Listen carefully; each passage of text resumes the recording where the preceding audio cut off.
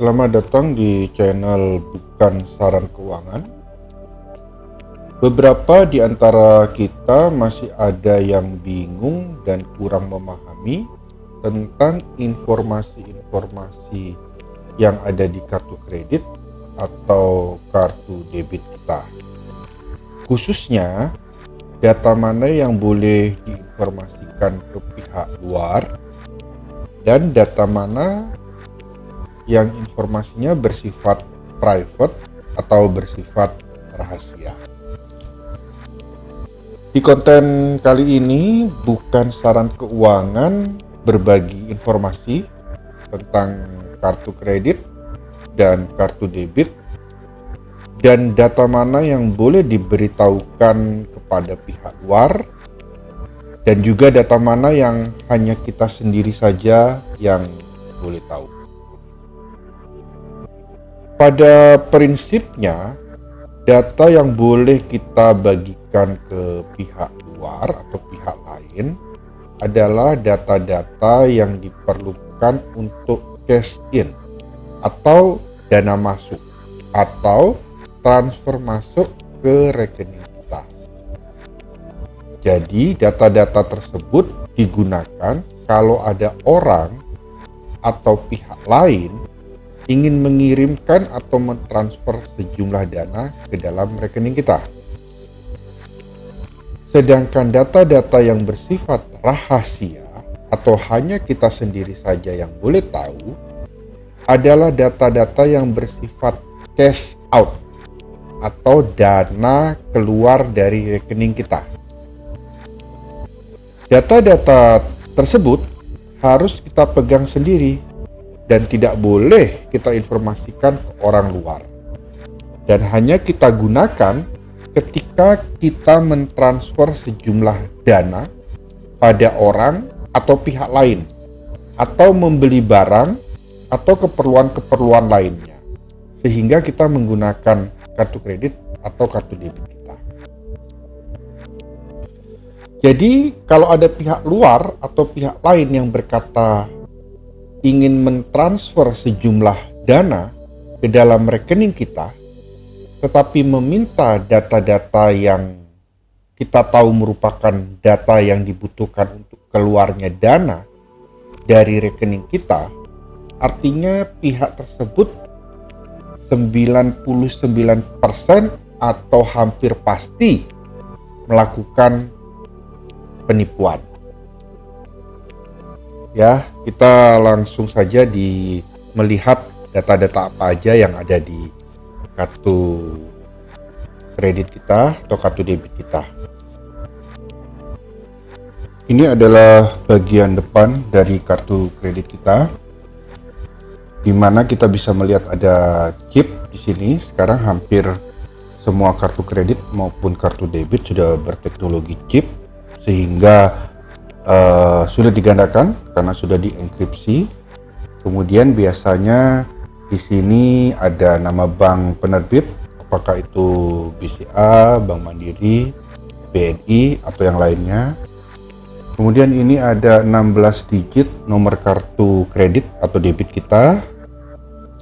Lalu di bawahnya ada expire date atau tanggal kedaluarsa. Kemudian ada card holder name atau nama pemegang kartu, biasanya nama kita yang ada di sini. Di sini biasanya ada Visa atau Mastercard ya. Nah, pada prinsipnya seluruh informasi yang ada di bagian depan kartu kredit ini adalah informasi-informasi yang diperlukan untuk transfer in atau dana masuk. Apakah itu nomor kartu kredit, nama pemegang kartu, dan bank penerbit ataupun Visa atau Master di sini. Jadi sebenarnya seluruh informasi yang ada di bagian depan ini boleh diinformasikan kepada orang yang mengatakan akan mentransfer sejumlah dana ke rekening kita.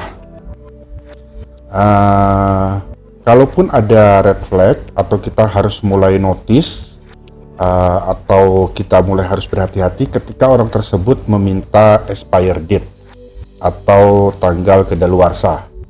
Sebab seharusnya tanggal kedaluarsa itu tidak diperlukan ya untuk transfer in atau transfer masuk.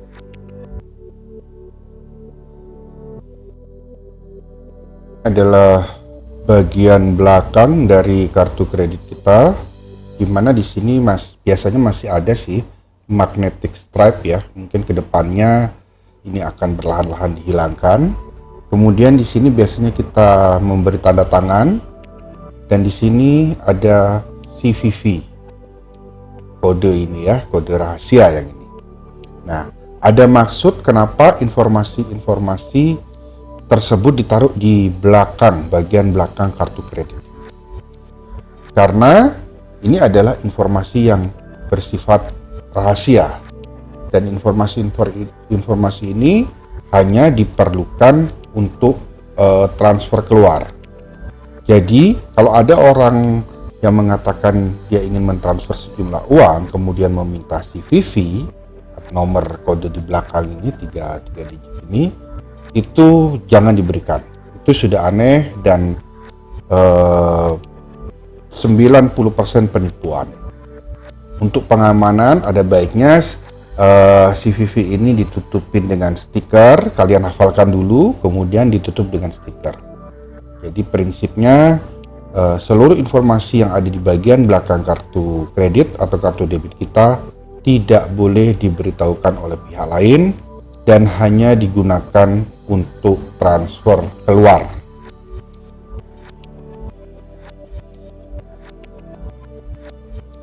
Oke, dengan demikian seharusnya kita sudah mendapat pemahaman yang cukup untuk mengetahui data mana yang diperlukan untuk dana masuk ke dalam rekening kita, sehingga informasi tersebut bisa dibagikan ke pihak luar, dan mana data-data dalam kartu kredit atau kartu debit kita yang diperlukan untuk keluarnya dana dari rekening kita ke pihak lain, sehingga informasi-informasi tersebut harus kita ketahui sendiri dan tidak boleh dibagikan ke pihak luar atau pihak lain dan bersifat rahasia.